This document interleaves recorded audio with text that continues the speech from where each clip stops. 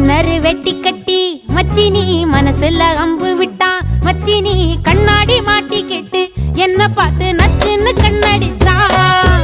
சுந்தமா புத்தி இல்ல மச்சானே, சொல்றதும் கேட்பதில்ல மச்சானே. பக்கத்து வீட்டில் எல்லாம் பக்கா வச்சு மொத்தமா செஞ்சு